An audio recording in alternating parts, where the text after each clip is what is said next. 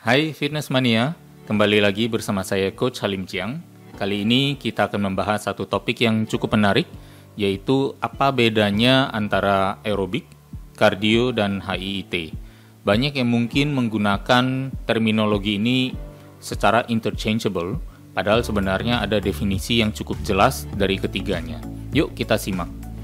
Yang pertama kita langsung ke terminologi aerobik. Aerobik itu sebenarnya adalah aktivitas yang zona heart rate-nya atau detak jantungnya melibatkan oksigen atau O2 untuk pembakaran energi. Makanya dinamakan aerobik, aero oksigen. Ya, jadi ketiganya sebenarnya adalah berdasarkan pada panduan seberapa level detak jantung latih dalam berolahraga atau dalam melakukan kegiatan olahraga. Jadi aerobik ada di zona yang membakar lemak dan menggunakan oksigen sebagai pembakaran. Lanjut masih tentang aerobik, yaitu sifatnya biasanya cukup low impact sampai medium impact ya, atau speed ya, karena biasa semakin tinggi speednya semakin cepat juga atau tinggi juga detak jantungnya. Lebih cocok dan aman untuk pemula yang masih kelebihan berat badan atau kelebihan lemak. Dan juga untuk berarti fungsinya adalah apabila dilakukan, goalnya adalah untuk penurunan lemak tubuh.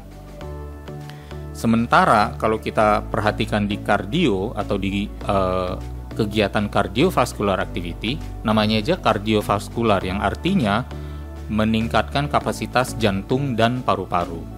Bahan bakar utamanya adalah gula.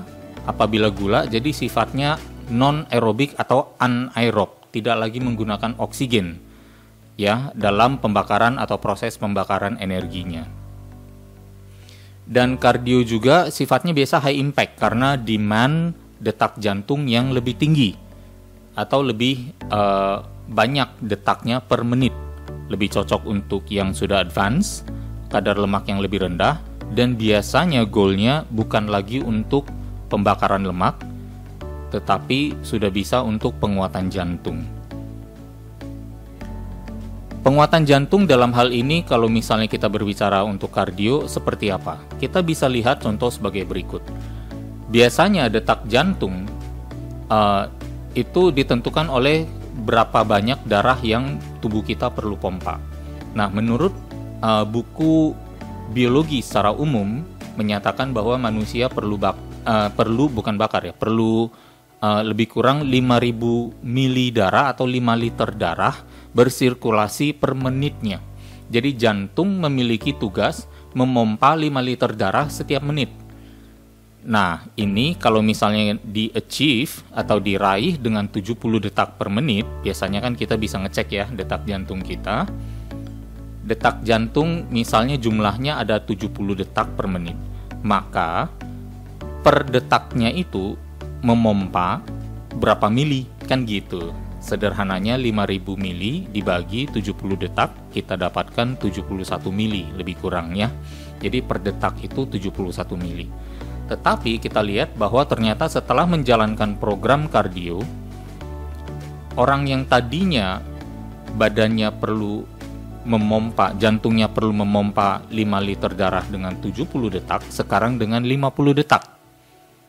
Nah, jadi sekarang terjadi penguatan. Karena apa? Karena per detaknya si jantung ini bisa memompa 100 mili gitu. Disinilah yang dinamakan definisi penguatan jantung. Jadi jantung mengalami peningkatan kekuatan daya pompa per detaknya. Jumlah mililiter darah yang bisa dipompa bisa lebih banyak. Dan ini jelas merupakan salah satu parameter bahwa dirinya semakin jauh dari penyakit jantung ya. Jadi kalau kita melihat perbedaan antara aerobik aktivitas dengan kardio aktivitas adalah sebagai berikut.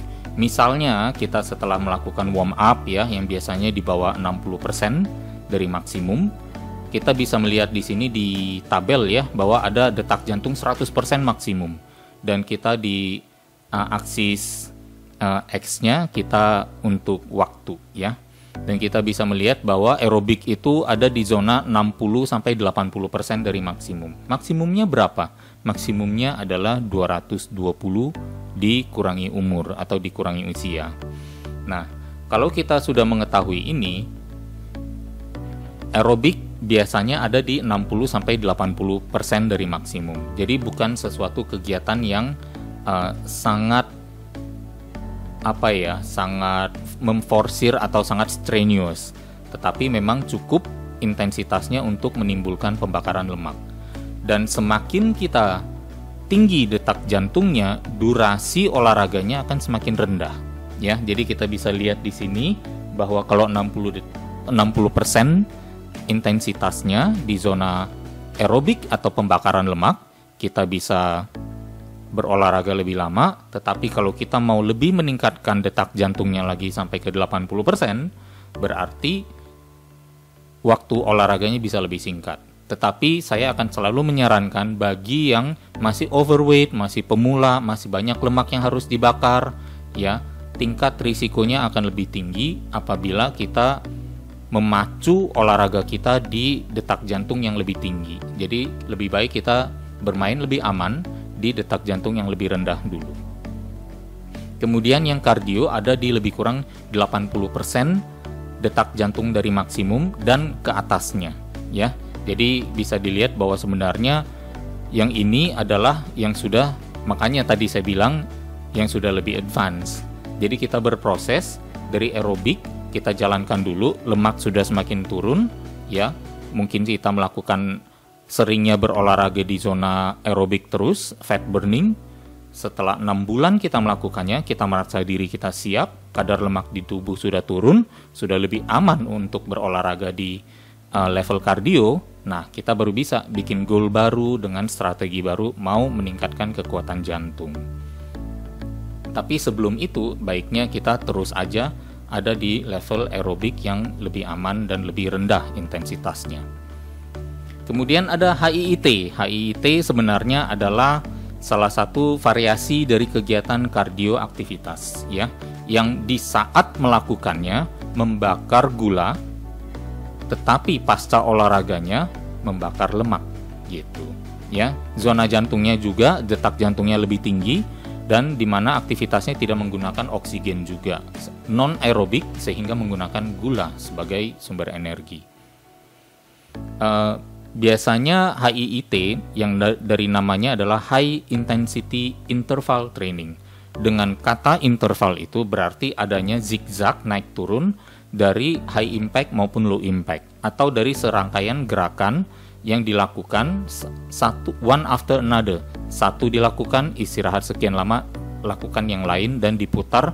Jadi sebenarnya salah satu bentuk HIIT itu adalah circuit training. Sifatnya juga untuk penguatan jantung, ya, juga untuk meningkatkan kapasitas pompa jantung per pompa itu, ya, sehingga jumlah detak jantung per menitnya bisa lebih rendah dan lebih kepada advanced trainer. Kalau kita bisa melihat sebenarnya HIIT mendominasi semua rentang dari 60% sampai ke 100% dari detak jantung, tetapi dilakukan secara zigzag tadi, gitu. Contohnya adalah seperti yang tertulis di sini, 45 detik melakukan kegiatan maksimum setelah warm up, ya, tentunya 45 detik kegiatan maksimum, kemudian dilanjutkan dengan 2 menit yang kegiatannya melambat, ya. Berarti terjadinya peningkatan detak jantung, kemudian dibawa turun dulu detak jantungnya, setelah dibawa turun, dibawa naik lagi, gitu. Berulang-ulang sampai lebih kurang mungkin 4-7 kali, ya, tergantung ketersediaan waktu dan kemampuan fisik tentunya. Jadi kalau kita summarize atau kita buat rangkuman, aerobik, kardio, dan HIIT. Jadi kardio dan HIIT itu masuk dalam satu kategori yang lebih kurang sama, sementara aerobik adalah di kategorinya sendiri yang lebih kepada untuk pemula, ya, yang masih perlu untuk membakar lemak dalam kegiatan melakukan aktivitasnya. Lalu bagi yang sudah di level kardio, apakah juga boleh melakukan aerobik? Jelas boleh, ya. Jadi semakin fit seseorang yang sudah bisa level kardio atau di level HIIT, dia bisa turun sekali-sekali ke aerobik. Tapi yang masih di level aerobik, baiknya jangan masuk ke level kardio dan HIIT dulu. Maksudnya seperti itu, untuk lebih aman. Jadi sifatnya bertahap.